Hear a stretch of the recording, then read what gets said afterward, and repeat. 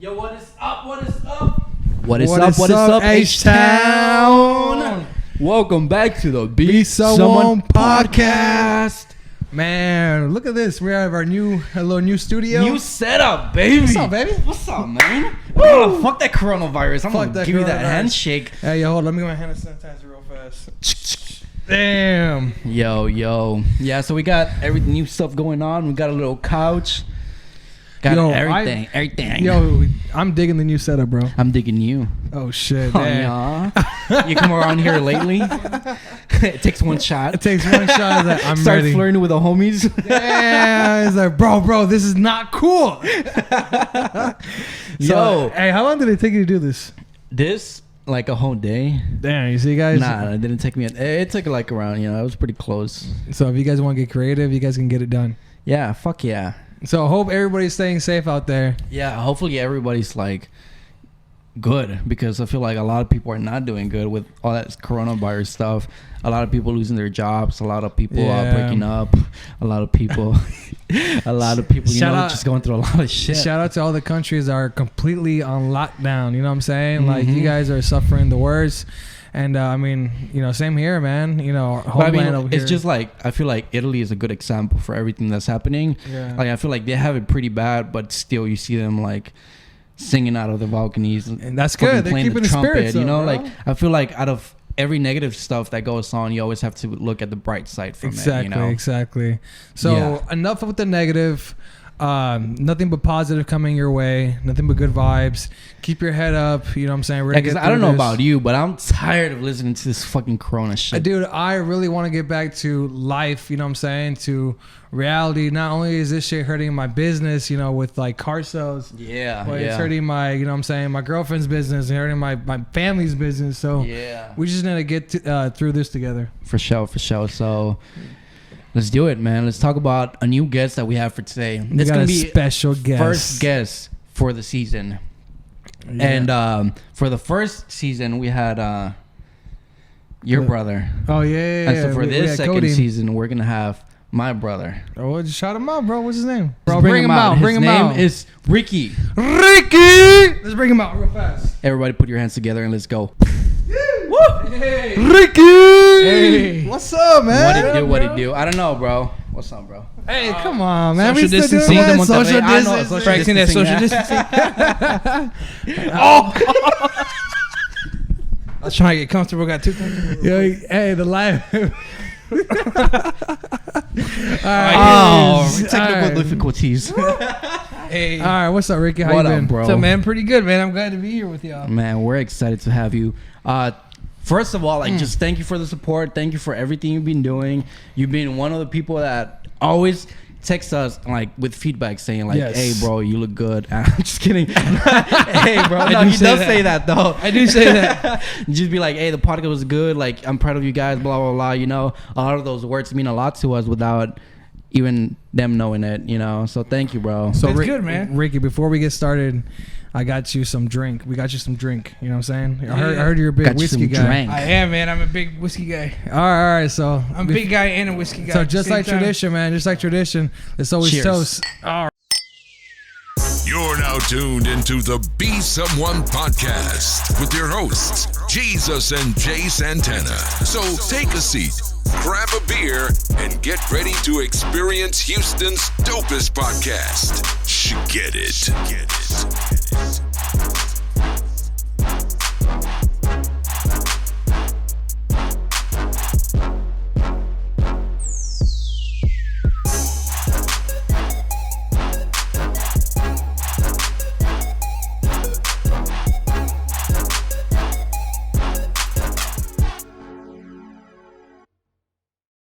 And guys, Ricky, bro, once again, thanks for being here. Thanks for making time. Thanks for making to be time here. out of your day, Man. Nah, man, I love you guys. Oh, nice. Love you, damn. bro. So you love him too, and he love me? Both of y'all, bro. Well, I'm proud of what you're doing, man. I tell Chewy all the time, and by the way, I call him Chewy because he's my brother. Yeah. So I tell Jesus all the time, man. I'm proud of what you guys are doing. You're doing something great because it's something that people, can relate to. Right. People can kind of see what you guys are doing. They get to see other people that were going through the same thing, and it's really dope, man. It's really dope because even me, I get to watch it. I'm like, man, I wasn't the only one that went through it. Like I'm not the crazy one, or I'm not the one that was, I'm not alone kind of thing. Yeah. So I'm proud that you guys are doing it, and I'm excited for y'all. That's kind of like something that we like make it a goal to, like I feel like through other people's stories, we reach out to everybody out there. Like if y'all have something going on, like just know that you're not alone and you're not the only one going through it. So we have people like you here, and so you can tell your story and how you overcame it and how you like stayed motivated to like go through all that. It kind of help people listening to us and viewing us that it's gonna be all right. And you're a perfect example of that. Oh man, I wouldn't say perfect, but I appreciate that, man. I appreciate that. So you guys are stepbrothers? We're stepbrothers. I'm like Will Ferrell, and he's the other guy. I'm the other guy. Yeah, the way he said it, bro, he was like, my mom hooked up with his mom, and I was like, damn, bro, it's so true though, it's true as fuck. Man, that's crazy, man. So I got to know you when I was hanging out with Chewy in the young days. Yeah. And I looked up to you, bro. You had a lot of, like just. You got a lot of things going on, so I was like, man, this guy's a good guy. Bro, I feel like I was thinking about it today because, like, I knew since I forgot when I told you to come through, but this whole day I'm like, I think a lot in the morning. Oh, really? Like, a lot of shit comes to my head, bro. And I was thinking, I was like, bro, I've like actually like without you knowing, I think like I've actually like looked up to you a lot because me and Ricky were like fucking like this, bro. Yeah, we were. We're like go everywhere. We did a lot of stuff together. So y'all like we lived together both for good a while and bad as well. stuff, bro. Both good and bad stuff. Like good and bad. And questionable things.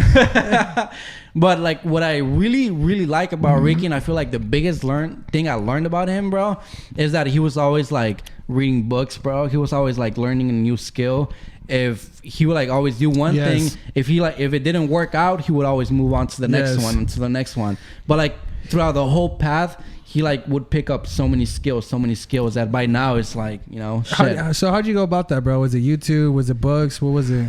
Man, to be honest, it's a lot of it was just needing to get something done, bro. Like it was just needing to find a way to kind of move ahead and get past whatever the current circumstance was. And at one point, whenever Chewy was like, at this point, my mom and his dad had already gotten married, and my mom kind of started a business where she was doing like a Latino magazine. Yeah. Like he started doing graphic design, and Chewy was really good at it, bro. Nice. Chewy was really good. I didn't know we were still really good. We're still so good at it, it, bro. We were like in offices like right next door, right? Yeah. And we started like photoshopping like our faces on bodies. We had a Photoshop war, bro, when those things were cool back in the day. Photoshop war? Yeah, I had. So you remember was it Bruno? Remember that? He had that mankini, bro. So it was like a bikini but for a man, and it was like, and I had Photoshopped Chewy's face onto it so good, bro. People thought it was legit. I think I had done one of you and your brother. Ah, dang! I had done one of him, right? I remember that. Y'all shit. some assholes. Y'all probably done some. A lot of people. But that was so fun, bro. Yeah, that was a long time. If you guys ever meet these guys in the young age, they probably have a Photoshop picture of you guys. Probably, man. Probably somewhere one of our old hard drives. Like I feel like us, it's like that. You remember? Have you ever seen those posts on Facebook where it's like, can you take off like this and put something else, and they'll like Photoshop some stupid stuff? Oh yeah, like there was this one guy who's like, he didn't have an arm, and like, can you guys Photoshop an arm on me, bro? And fucking people were being asked to like post like a robot arm. I saw that today. Somebody would put like the thing. What do you call him? The guy from Avengers, bro. It was buffering. Thanos. The video was buffering for a second. Thanos. Tangas. Talking about like my fucked up English, bro. The only reason why my English is what it is because of Ricky, bro. Okay. Like literally, like he would always correct me for like a lot of stuff. Like if I would say something bad, he would like, bro, that's not how you say. You say like this, and I feel like a lot of people would take that like in an offensive way. But me, I was like keep doing it, dude. All right, Ricky. So real quick, man, where are you from? So I am from Monterrey, Mexico. Monterrey, Nuevo León. Nah, watch out. Watch out, bro. Hey, I love Monterrey. It's nice, bro. I've been there a couple times. It is, man. It's beautiful. The people are beautiful. Monterrey is a beautiful city. You're beautiful. It is a beautiful city. But yeah, man, I'm from Monterrey, and I was raised in Houston my whole life. Okay. My whole life, man. I was here in Houston from a child. I did middle school, high school here, and then I did college in Mexico. Nice. Oh shit, and really? Yeah. So was college? Was it paid? Over there? Yeah. I paid for it. Yeah. Okay. Not a lot, but I paid for it. Okay. What'd you study over there? So I started doing psychology, but that didn't. I ended up. I had some issues here. I had to continue college here after grandfather passed away, and Chewy was very aware of that situation. Oh, so, sure. But yeah, man, I was there for a few years, and it was awesome, man. And then I came back, and and I've been here ever since. So when you came over here, did you have to start like all over with school and shit? No, not at all. Actually, I just revalidated some of my classes and got some of my courses done, and just finished out whatever I had to finish out here. Okay. So right now you still have a degree in psychology? Well, no. I didn't finish a degree in psychology. I actually ended up getting an associate's degree in science. Thank you, man. I appreciate that. I needed a drink. So just hold on. Do I accept tip? Please stand by. You accept tip? Tip. Here's the tip, master. Stay out the streets. Oh yeah. By the way, guys, today we're sponsored by Bucanas. Psych, I wish, but we are drinking Bucanas. We're gonna tag them. We're gonna tag them in this video. We're gonna tag them, bro. We're gonna mess up their newsfeed. We're going to talk to them about how amazing this podcast is and tell them that man. We're reaching out to the masses, especially now while everyone's at home. You guys are missing you guys are missing out. So how do you feel about that, man? With all this coronavirus, is it affecting you in any way? Is it affecting? So business wise, it is a little bit, and I think. But to be honest, man, I think what a lot of people aren't talking about is the mental, the emotional health, the mental health that's involved. There's a lot of mental anxiety happening with people not knowing. Sure. We're in a situation that we've never been in. Never been. No one that's alive has been in this situation. I feel like it's happened years ago, but like not within even, us, bro. Yeah, it's crazy. It's crazy. Like I'm not sure how. Like when did it happen? Yeah, and I feel like the worst part is people are losing their jobs. People are like, this and that is happening. So I feel like that brings in depression. Why? Because like no income is coming. But then again, like your bills are still there, and we can't blame your bosses. We can't blame people. Like that's why from the beginning we tell you guys, fucking, come up with a second, like income. Like don't put all your eggs in one basket. Yeah, exactly. Real quick, Ricky. So what do you do? So I am the director of marketing for a real estate brokerage, Keller Williams Metropolitan, in the Galleria area. All right, Keller Williams. All right, shout out Keller Williams. Yeah, shout out to Keller Williams, man. They're great. Yeah, they've been there for a long time, man. Yeah, they are the #1 real estate brokerage in the world. Okay, nice. So they're like everywhere. Yeah, they're everywhere. They're in so many countries. I don't want to make this a plug for them. No, I love them, but, for sure. They're dope, man. They're the best brokerage. So what is the best thing that you like about working there? The culture. 100%. I didn't even think about that, bro. You like that? Just the culture. Like, boom. It's great because he's like, I'm in an interview right now. Yeah. You're like, oh shit, I know where we're at. All right. It's like I went into interview mode. Nah, man, it's the culture at the company. It's great. Not only the people that I work with, but just the company as a whole. Even though it's such a large corporation, they instill values in employees and in agent and real estate agents that that seep into other parts of your life, where it's motivation, being positive. Their values are like, just family, love, that's awesome. That's awesome. Yeah. So it's like, so God. Where's like their corporate? Like where did they start? They're in Austin. They started in Austin, bro. Yeah, they're a Texas. They're a Texas company. Yo, shout out Lone Star State, baby. We love you. Damn, that's crazy. I never knew that. Yeah, they're the #1. They're in over 200 countries, bro. God damn. Yeah, it's. So are they in Mexico? Yeah, they are. They have they have them all over Mexico. Wow. They have KW Mexico all over. It's so dope, and it's great because I speak to some of the agents from Mexico sometimes. And so the office that I work at is one of the largest ones. So most offices tend to have about, 100 real estate agents that are in there. Mine has 600. Mm-hmm. And so I have agents from Mexico that sometimes reach out and they're like, hey, we kind of want to see what you guys are doing, what you're working out. And I connect with them and they're all like, no matter what country they're from or what, what everything is like, just what the economy is like, the culture is the same, man. It's a culture of motivation, of helping each other, of growing. Right. So it's so dope because even everyone that I work with, it's even though everyone there is a real estate agent and they're all technically competitors, they all help each other out. It's all like, hey, this is what's working out for me, and let me share what works out for me, and maybe you can grow your business. And everyone comes from contribution. Dang, all right, so I love it, man. Crazy question. Let's say you could relocate, like they could move you to another office in a different country. Where would you go? Oh man, I love Houston, bro. I don't think Houston. I would move out, man. No, you got come on. It's probably been in your mind. Come on.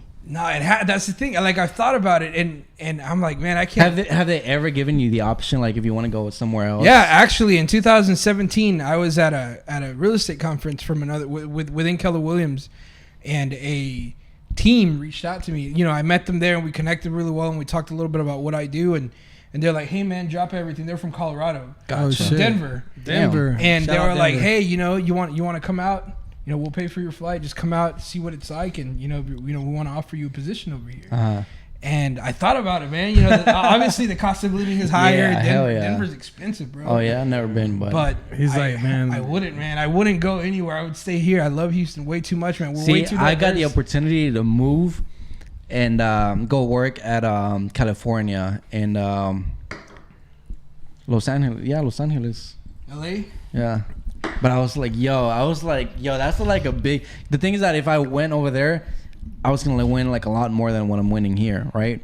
Oh, like income-wise? Yeah. Probably costs more to live, though. Yeah. Yeah, it does, bro. But I feel like, you know, I put the numbers down and it was like super worth it, you know? Everything was like perfect.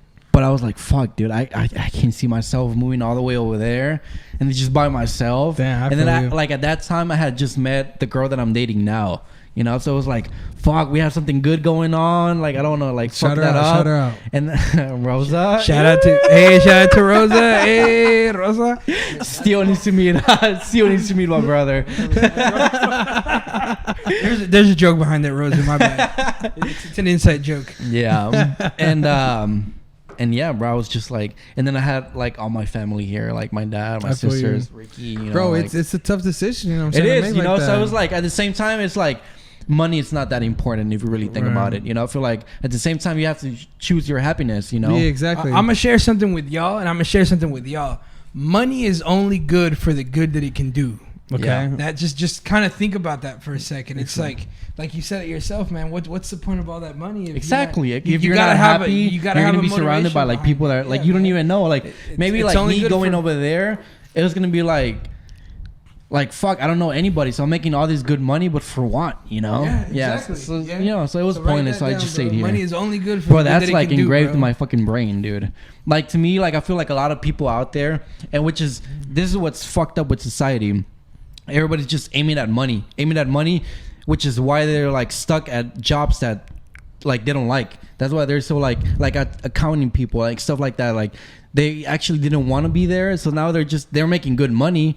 But like, are they happy? You know, they're not. You know, so like, I feel like a lot of people forget to choose happiness before, you know, like before anything else. Look, man, if I wanted to be like the ultimate car salesman, that would be my mentality. It's not my mentality. It pays the bills. Yeah. You know what I'm saying? I love doing this podcast because my mentality is like, you know, I'm an entrepreneur. We're entrepreneurs. You know what I'm saying? Like, I have to dig in deeper and get myself in deeper situations and overcome, you know what I'm saying, where I'm at in my position now. So, and you know, and that's just a lot, bro, because like that just makes me think about all the other podcasters right now. Because shout out Podfest, we met a lot of people.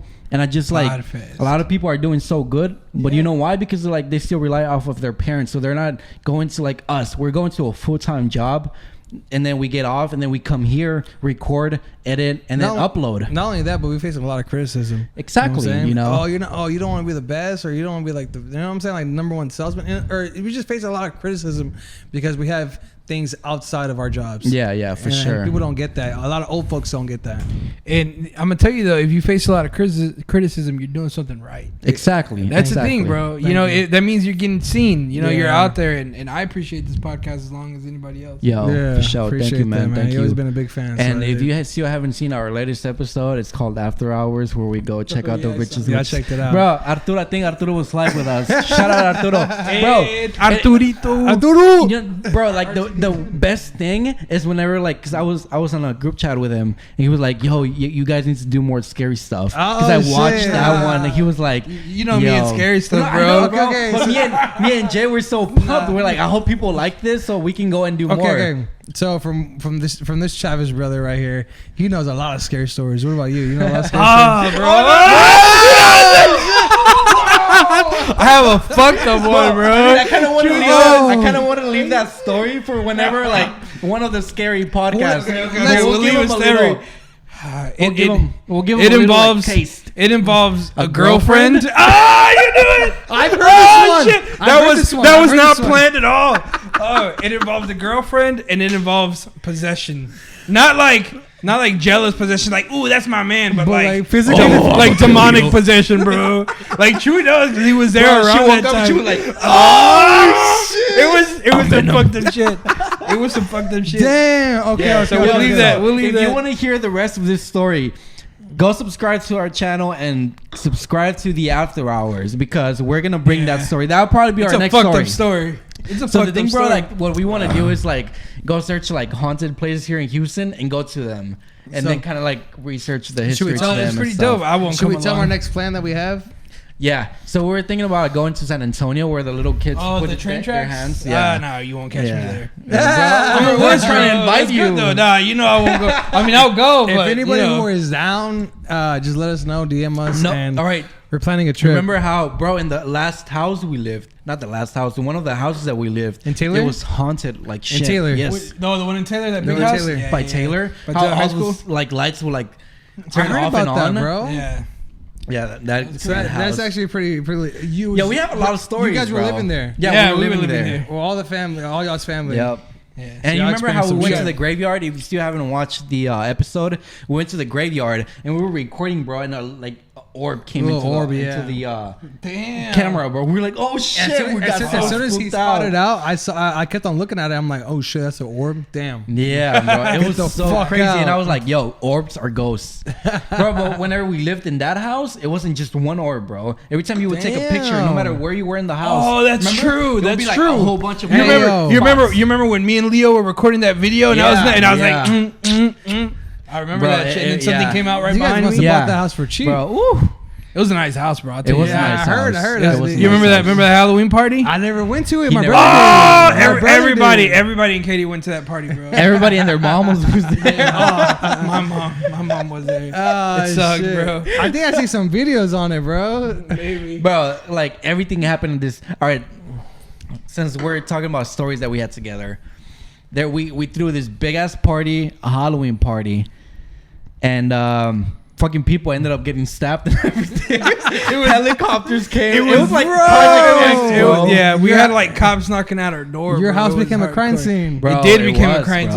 scene. It was bad. But the thing is that it was like, so It was a good one party, gang though. showed up and then the other gang showed up. It's fucking bunch of like teens Gangs? back in the days, bro. It was gangs, Yeah. bro. We don't even know gangs. Like it was They're literally like, just a couple of friends. You're in Katy, motherfucker. Yeah, exactly. It was just a couple of friends. I'm were- a Democrat. I'm a Republican. That's what it was, bro. It was Dems and reps, bro. Yeah, so it was crazy, bro. So it was like a big ass fight, and people started stabbing each other, bro. And the crazy thing is that during the party was so lit that you couldn't tell. Damn. Like it wasn't until the cops came back and they're like, "Hey, somebody got stabbed at your party." We were like, "What?"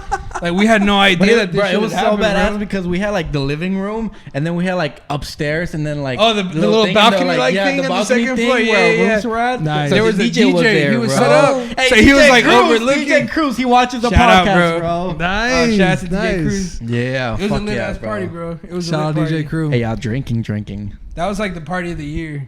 It was, bro. For, like, the next 10 years. You know What year was that? Bro, the fucked up part, it was 20 like 10. like It was 20 with 2010. Damn, 2010. Nah, maybe 20. No, because I left after that. So it was like 2008 or It's something like that. 2009. It was crazy. Oh though. shit, that shit was damn. Nonetheless. Yeah. Back in But, the day, bro, the fucked up part was that I wasn't even there. I showed up whenever You all the weren't crazy there? shit happened. I His was friends were working, there. bro. All his friends were there, but he wasn't. All my friends were there. I was working at McDonald's. I Shout had out a your fucking friends. work at McDonald's. I remember bro. that shit. I remember that shit. The fucking whole ass manager wouldn't let me go. She was like, "No, we need you. It's Halloween. We're super busy. We Yeah, need you." I remember that. I like my nigga. There's people waiting for me at the party. Oh damn. Yeah, I remember that. So the thing is, here's the thing. So we had a friend that knew a guy that worked at Specs. I'm not gonna say which one in case he still works there. I don't want him to get in trouble. Homeboy. He It's Homeboy. he sold us about 20 bottles, bro, for about $100. We had 20 bottles. 20 bottles for $100. He was a bartender, bro. So he was like bartending in our little 20 bar. bottles, bro. Yeah, that's true, bro. So in the house, a bottle in Houston costs like $140, bro. Bro. We had a picture. We where had it these. It was nothing but bottles on the table. We had like these big ass bottles of Hypnotic, bro. They were like, ooh. And we had, easily had 15, 18 other bottles, and we spent $100 that night. Damn, that's it. That's the guy hooked it up. He had them in this box in his closet. And it was ghetto as fuck. Like, we went to his closet and he's like, "Hey man, pick out what you want. Just give me $100." I was like, "All right, we was like, "Come through, bro. We'll make sure you get laid." He was all right.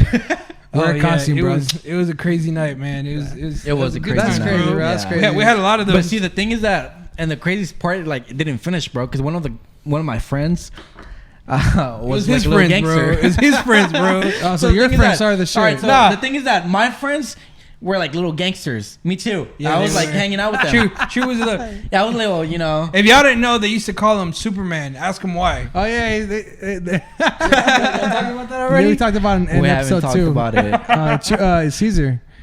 You're like, was that him? Yeah, the Cholo kid? Man. No, Caesar was no. I don't know. The episode I don't with talk Caesar to those people anymore. For Bro, obvious reasons. that kid. The thing is that I knew people like that, and then my sister Janet, she knew people from the other gang. So I invited my friends. She invited her friends. Whenever it came together, it was like fucking crazy, bro. It just shit went down. Truth, let me tell you that Truth's friends showed up at 4 p.m., bro. The party wasn't until like 8 or 9, and those motherfuckers showed up at 4 p.m. They're like, hey, bro, is Chewy here? And I was like, nah, bro, Jesus not here right now. He's at work. They're like, oh, well, we're here for the party. I'm like, bro, it's 4 p.m. Like, I'm in shorts and a white tee, bro. Like, it was like I hadn't even showered yet or anything, Those motherfuckers were at 4 p.m., bro, in little khaki shorts. Their socks, bro. Their socks were up halfway up their knees. Black shirts and I had them wait in the garage. I had them wait in the fucking garage because I was like, nah, bro, you're not coming inside. My mom goes to church and shit, bro. That's crazy, bro.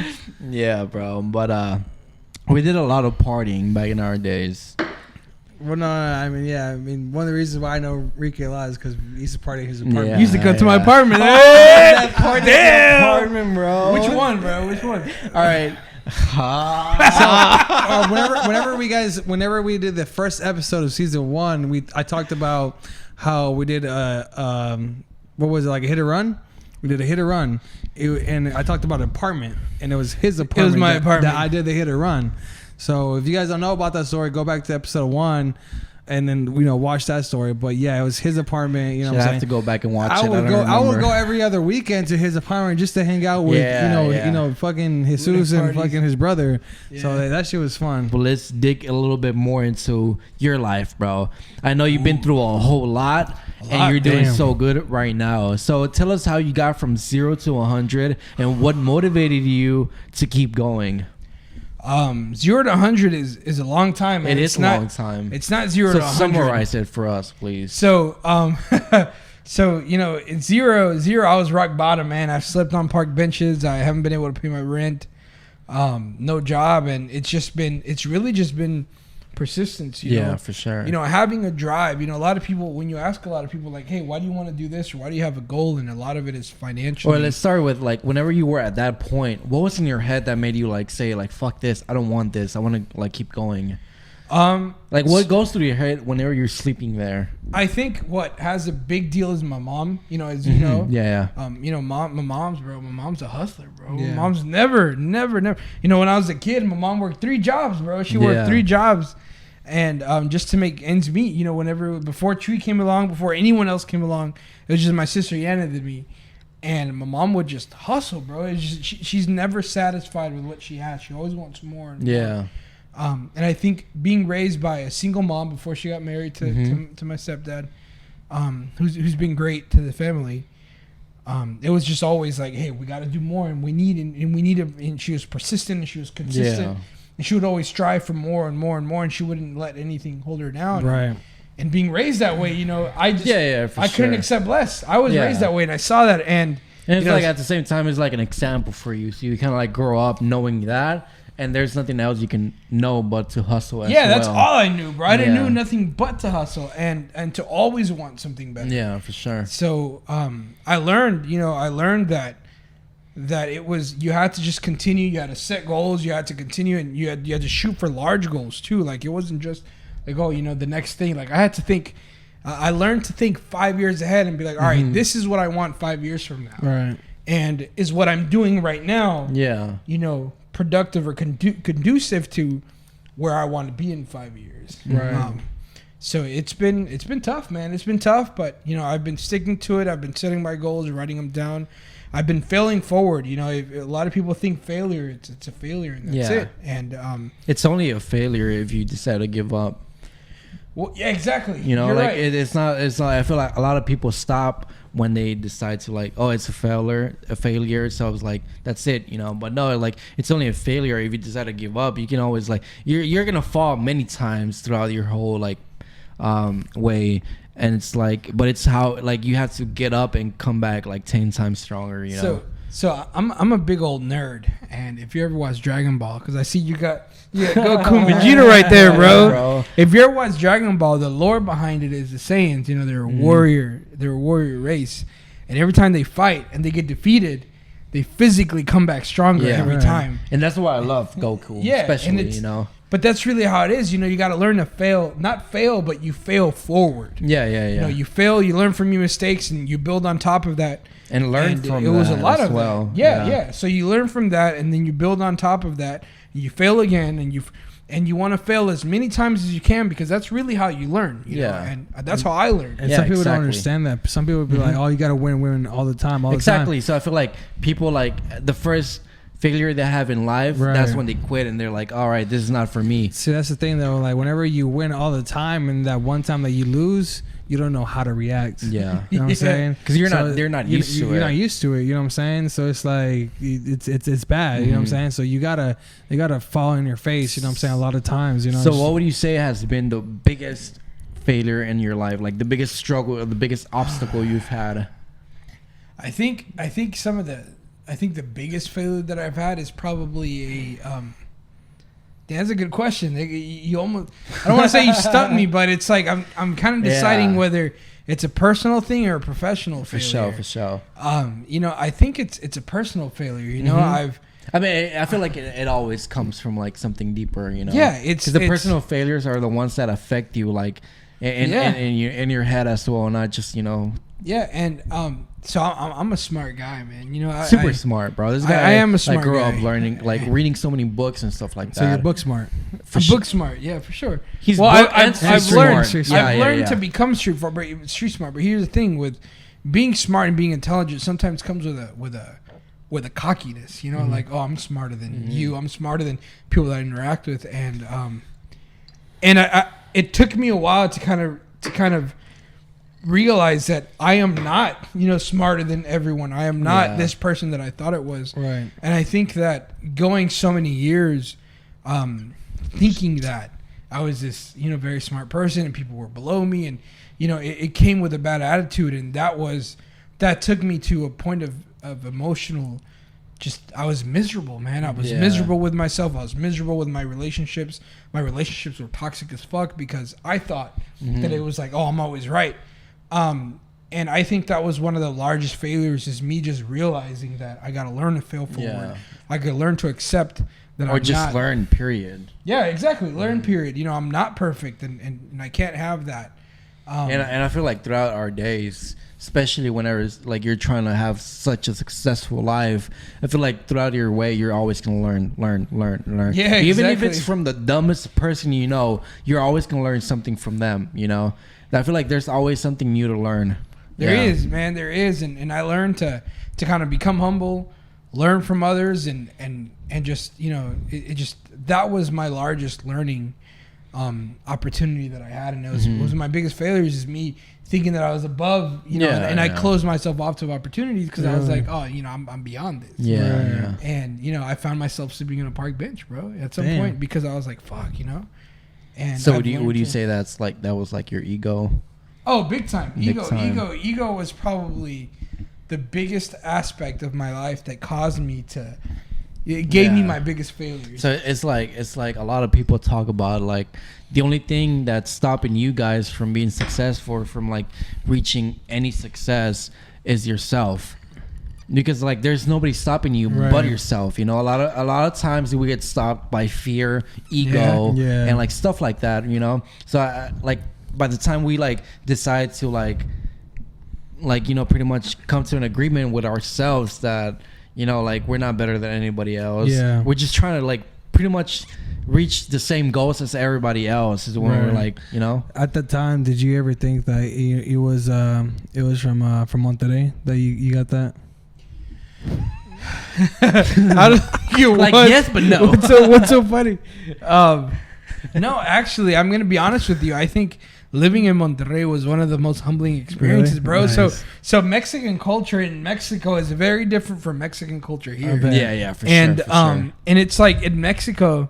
I remember one time I was at a bank. And it's called Banamex. Okay. Oh. And it's right next to where I used to work. I was an English teacher at a school called Harmon Hall, and right next to it there was a bank called Banamex. And I was speaking to the teller there, and I was talking to the guy that opens the accounts, and he's like, "Yeah, you can't have a job as an account manager, kind of like they do here. The people that open your bank accounts, unless you have a college degree." Oh, shit. So it was like the people that I learned to interact with were people that were like, dude, like we're so broke that just to get a decent paying job, you know, here in this country, you have to have a 4-year degree. Shit. So while maybe a 4-year degree is not always the answer, it's just the fact that they always strived for something higher. Yeah. I feel that. You know, and to me that was like that humbling experience where I'm like, bro, I'm not, you know, I need to, you know, I was surrounding myself around people that were like, no matter what, we always need more, and we need more, and we need to do better. And so Mexico was actually, Monterrey was actually the opposite. Yeah, it was a very humbling experience. I feel like anywhere in Mexico, you'll always like have a humbly situation in yours, you know, because like I feel like for my side, it was like I came from a small town, so I feel like I didn't have anything. So you learn how to appreciate water. You learn how to appreciate a hot shower, you know, without having to fucking heat the water in your stove. You know, you learn how to appreciate so many things, you know, that whenever you come to the U.S., you're like, yo, everybody has it so easy here. Yet they decide to like lay around and watch Netflix, you know. So it's like at the same time, this is a whole reason why we decided to do this. So like to show people that not everybody has it easy, you know. Because at the same time, we come from Mexico, so we don't have the same opportunities so many people had here, you know. Right. Yeah. Like going to college and having wealthy parents and stuff like that, you know, or having papers to work. Me. You. Yeah.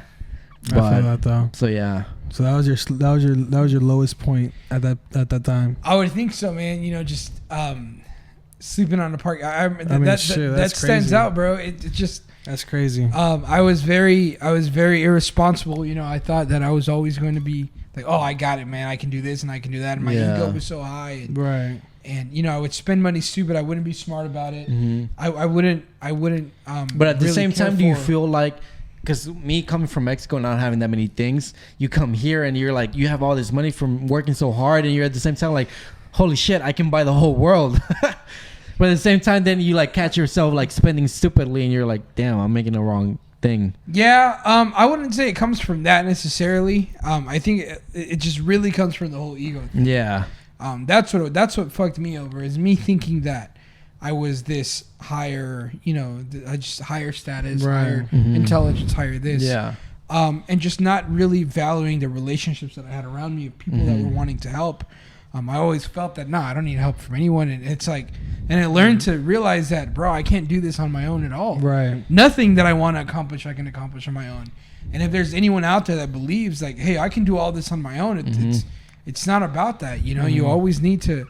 You always need to be able to count on the relationships that you have. For sure. People are always going to be there to support you. Right. I support your podcast, and I'm supported by others. You know, where I work, and you know, at the lowest, having kind of gone through that and realized that my ego was really what was causing me to be where I was. I've learned to value the relationships that I have with others and accept help and realize that I'm not here to be served, but I'm here to serve, you know? Yeah, right. Sure. And I've learned that by growing others and growing those around me. And because even my friendships, bro, that I had when I was younger, they were so toxic. It was like, well, I had friends that we would make fun of each other, and I would kind of poke fun at each other. And it was like, no, like we're here to help each other out. Yeah, to help each other out. You know, steel sharpens steel.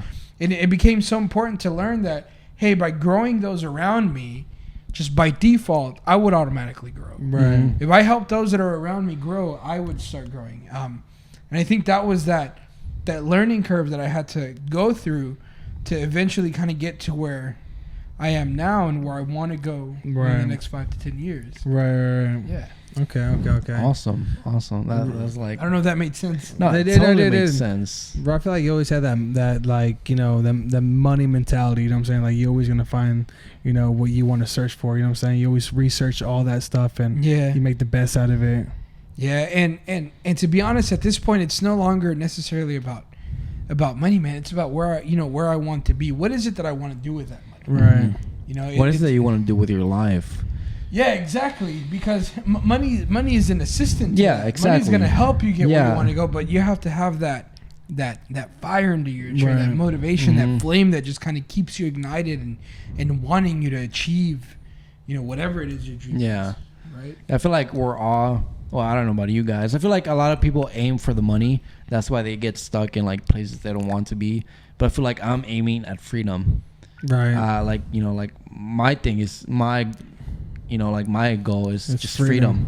Period. You know, I don't want to work for anybody else, or I don't want my future to depend on anybody but me. You know, so I feel like if anything, we're doing this for freedom as well. Exactly. You know? And I feel like that should be everybody's, you know, like goal, because money is gonna come and go. You know, but freedom, you know. Exactly. If your freedom is depending on somebody else, I feel like that's why a lot of people come to the States. Exactly. And you know what freedom. I hate, bro? That so many like people like don't think about their freedom, that they just work for somebody. Work. I've known a lot of like older people that they've been at a company for like years and years, and they're like so close to retire. You know what happens next? Boom, they get fired, bro. Damn. So now what? They're old. Ain't no other company gonna take them, you know? Right. And they're like, you know, from the company they're at now, they pretty much got fucked. So, you know, that's that. Let me interject on that real quick. And this is something that I've learned, that you have to be passionate. Right. Passionate about what you do, because I was at a job, you know, I wouldn't say in the recent past few years, but before that, where I was miserable, man. I was miserable. I hated my job. I hated the people. I don't want to say I hated the people that I work with, but I hated the interactions that I had. And I was miserable at work, and I would go home, and I was miserable at home, and I was miserable with my partner at that time, and our relationship was crap because I hated my job, and it's like you would come home unhappy. Yeah, exactly. And I kept that job because I needed the money. Right. And you know, retrospectively, while in that time, you know, I needed to pay bills, I think about it, I'm like, fuck, man, was all that mental anguish really worth it? Right. You know, I would have much rather have moved in with my mom, you know, and figure something out and start over and fail forward, you know, find a job that I was either passionate about or that was a stepping stone to something that I was passionate about, to kind of get me where I wanted to go and you know, not go through all that mental instability, emotional instability, because I was miserable, man. I hated it.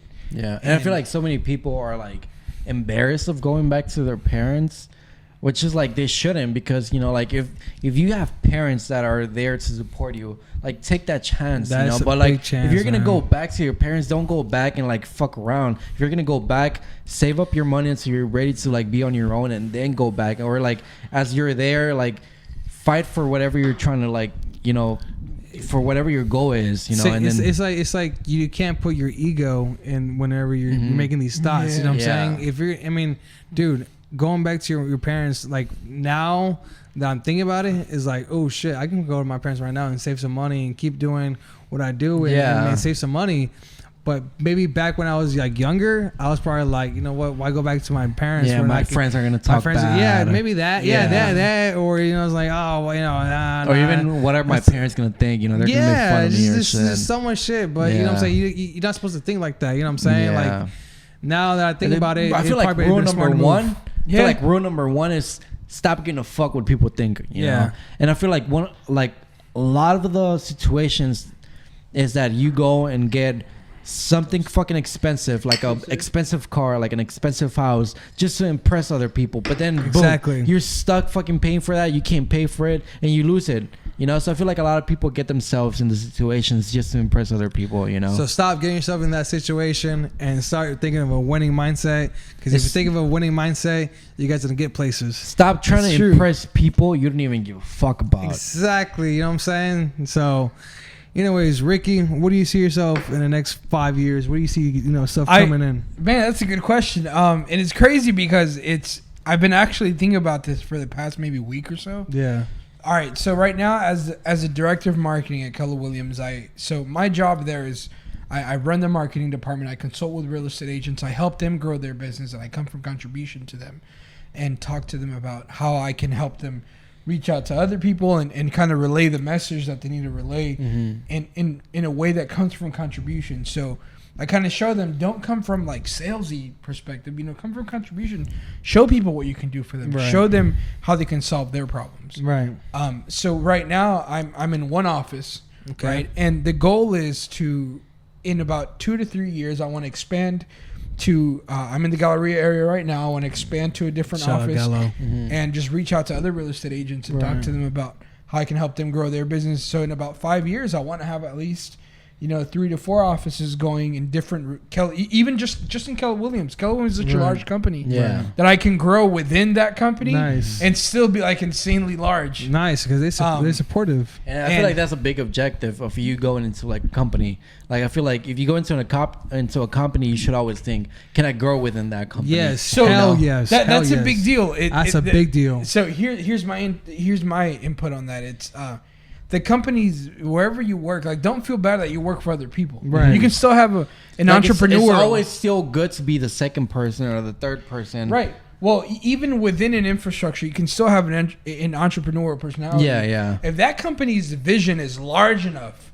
where you can still fulfill your vision within it, then by all means, go after it, bro. If you can still fulfill your vision within that, your vision's always going to change. Right. But if in the moment, you're like, man, for right now, for the next 5 years, I want to accomplish this and that, and you can within this company's vision, then why not? Yeah, for sure. So and I feel like a lot of people don't understand that as well. Like I have a hard time pronouncing this word, but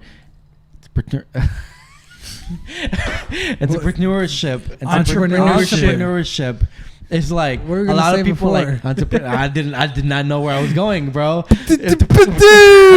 Entrepreneurship, I feel like a lot of people have this like thing where like so many people like like now it's like you have all these ads say, hey, if you want to own your own business, this and that. A lot of people don't know that going into that takes so much like dedication. Like you have so much stress, and like there's big chances of you losing a lot of money, like you have to be like mentally and like I feel like prepared like in many ways. I feel like it's a trend right now. People like the idea of entrepreneurship. So it's like a lot of people like go down on like, oh, I don't want to work for somebody else. Like it's cool to work for somebody else if you're working for the right person in the right company, Right. That's 100% right. At the end of the day, man, you gotta believe in your own dreams. You know what I'm saying? You can't. If you're happy where you're at, stay where you're at. But no matter what you do, always deal with a passion.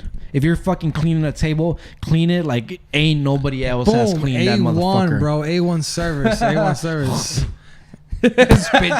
Spit shine. All right, bro. Well, it was nice having you on the podcast. It was great listening to your story and everything, like all the knowledge you just fucking give us. Can I share something with people? Yeah, for sure, of course. So So I would love for everyone to kind of have a takeaway from this, and don't fear. It's very easy to fear success. Okay, it's crazy because it sounds so counterintuitive. It's like why would I fear success? But a lot of people do. That's why you guys mentioned to me before we even started recording today that you had been thinking about this podcast, and you'd been talking about it and doing this, but it took you a while before you recorded a video. Exactly, yeah. And it's a sense of preparing to be prepared, because you're afraid of, not because you're afraid of doing the podcast, but you're like, well, what's gonna happen if you're afraid it does failing. blow up? Yeah. Right. Well, no.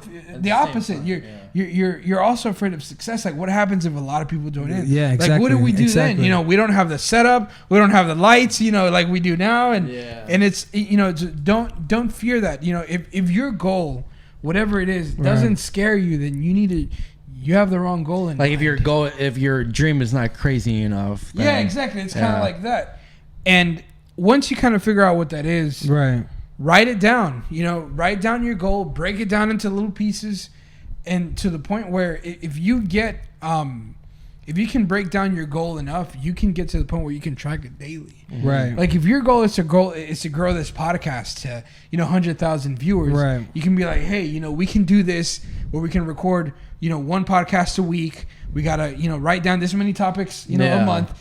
To the point where you're like, hey, am I on track right now to complete my goal 5 years from now? Right. So, you pretty much saying set a reminder. Yeah. Well, what I like to do is just write stuff on the mirror that way I see it every day and it reminds me hey, don't give up, keep going. Yeah. So do affirmations in the morning. Tell yourself, hey, I'm this, I'm that, and I'm gonna accomplish what you have in the mirror. Yeah. And then make your goals measurable. So make it to the point. Like for me, I started a weight loss goal just literally this week with a couple of coworkers that we're doing a little weight loss challenge, and it's not. And my goal is it's not. Hey, I want to lose weight, in the next few months. My goal is I want to lose exactly 60 pounds within the next year. By December 31st, I want to lose 60 pounds. Okay. Because by that point, now it's measurable. I can now measure it and say, okay, so in order for me to lose 60 pounds from here to December, I got to lose 10 pounds every single month. I feel that. What am I going to do to lose 10 months every pound? 10 pounds. I'm sorry. It's the alcohol. What am I going to do to lose 10 pounds every month? I'm going to use this. Yeah, I know, right? So I'm going to, be more active. Yeah. So now I can track today. And this helps. If I'm on track right now to accomplish my goal, 8-9 months down the line. Right. So, don't be afraid to shoot for large goals. If your goal's not large enough, it's not, if it doesn't scare you, it's not large enough. Yeah. Because even if you shoot for that large goal and you come short, you're probably still you're gonna get closer higher to that than whatever. Well, you're probably gonna be higher than what you ever thought you were gonna be just by shooting for an insanely large goal. Right. So don't be afraid. Man. So before we did the podcast, you mentioned that you are a big goal setter. That's something that you do. Can I give your insights about that to the viewers and what that has helped you in your life? Yeah, that's actually a very good question. I recently started being a good goal setter, and that's because I was always afraid of man, even my weight loss. It's losing 100 pounds. It sounds almost out of this world, right.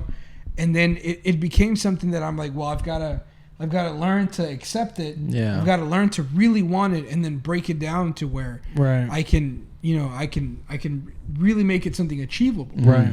And just I've learned from other people to learn to break down my goals, and kind of strive for them so that right now I would be happy to lose 50 pounds, right? That you just, and I keep using the weight as an example because it's something relative to a lot of people.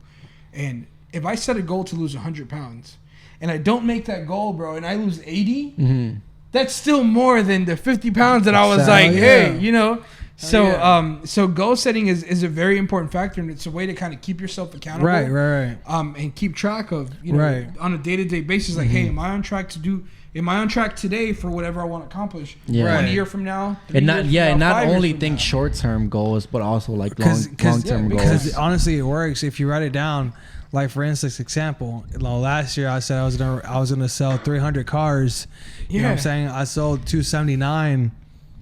But that's a big ass deal, bro. I'm right there. So it's even though your goal you might think is too big, write it down on paper because you will achieve it. And if you go short of that goal, you're still good because you basically did it. But if you overdo it, then you're right there too. Yeah, so it's for sure. You're not right or wrong. You're always gonna be, you know what I'm saying? You're always gonna be right. You know what I'm saying? So all right, let's end it with what kept you motivated throughout the whole thing. What is it that something just in your head? Did you listen to podcasts or did you listen to a motivational speaker? Or what is it that kept you going, bro? What is it that kept you motivated to keep going? I kept seeing people that I love around me. Some people being successful, some people not. Right. And wanting them to grow, bro. Just wanting to be wanted to be a part of other people's growth. Just wanted to be a contribution to someone else's goals. Whether I helped them keep accountable, whether it was for physical goal or it helped them keep accountable to a business goal. That right there is like, man, like my friend, like I witnessed people, even in real estate, you know, I witnessed a couple of buddies that, so I got a group chat right now going on. It's called Boys to Men, like the music group. And, and it's a group of like 12 guys, and I'm just kind of ballparking it. And they started real estate about 3-4 years ago. Cool. And when they started, they were all brand new. They were, you know, they had nothing to do. They had nothing, no knowledge of real estate, no knowledge of business. A lot of them had either just come from college or just high school or something. Yeah. And right now, most of them are doing very well, like that's financially, nice. and they're doing a lot of great things. And awesome. And it's like, because I had been there when they started, and I saw them start from the bottom, and you know, helped them be a part of it. It just coming from contribution to them.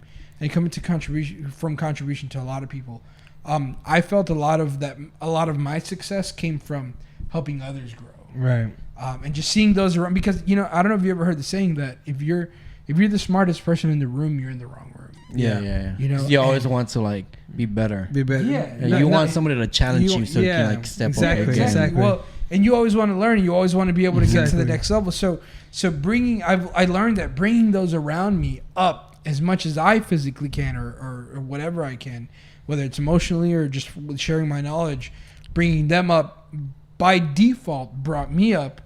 It was way better than like, you know, what I used to do in the past was putting others down to make myself look. For sure. Yeah. And I was no, like instead of putting others down to make myself look higher, I brought those up around me that by default, you know, I became higher. You know. I got you.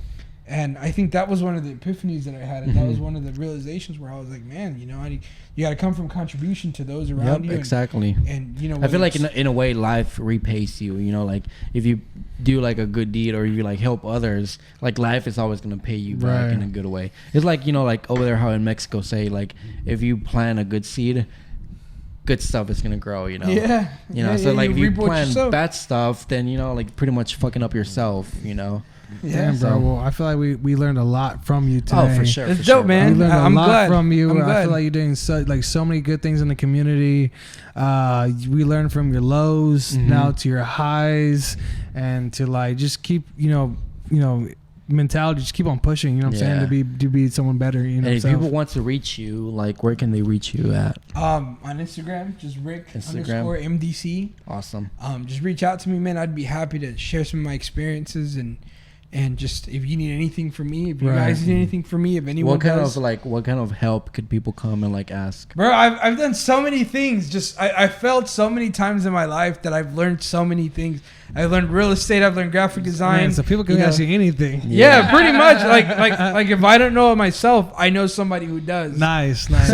So you can literally come at me and be like, "Hey, bro, like my toilet broke, and I'll connect you with a plumber that knows his shit." Yeah. You know, you can come and be like, "Hey, Rick, you know, I need to get my credit repaired," and it's like, "Hey, you know, I've actually started my business." So it's so many things that I've just, you know, you can come at me with anything, and I'll be happy to either share my experiences or connect you with someone that I know that, you know, can help you. Ricky, one thing you want to tell to the audience right now, what is it? One quote you live by. Remember that you want to live a life by design. By design. Set your goals so that you can, you know, don't focus on money. Money's only good for the good that it can do. Exactly. So, you know, if you feel that your goal is set financially, you know, think about why. You know, really go deeper and be like, why? Why do I really want that money? You must be a banker. I know, right? Other than that, you know, be like, what's that money going to do? Is it going to let me go on vacation so that I can spend more time with my family? There's always an underlying reason why. And so I feel that the biggest aha or takeaway that you can have from this is, you know, make sure that when you set your goals, it's deeper than just money. Yeah, for sure. For sure. Don't set it just on money. Be like, what is that money going to do for you? Yeah. And then go from there. Don't be afraid to set high goals. Well, there you have it, guys. You heard it from Ricky Campos, man. You can Ricky message del him. Campo. Ricky del Campos, my bad. Martín del Campo. Ese vato. All right, so what's your full name, bro? All right, my full name is Jose Ricardo Martín del Campo. And you had All right, y'all. All right, bro. I was fucking nice talking to you. It's not gonna be the first time. We'll have them before, but guys, thanks for tuning into the Be Someone podcast. We're coming all the way from H-Town. Everybody listening to us internationally. Thank you guys for tuning in, and this is us. Don't forget to subscribe. Exactly. Here's our information, and mine, his. So let's go. Thank you. Baby. Let's go.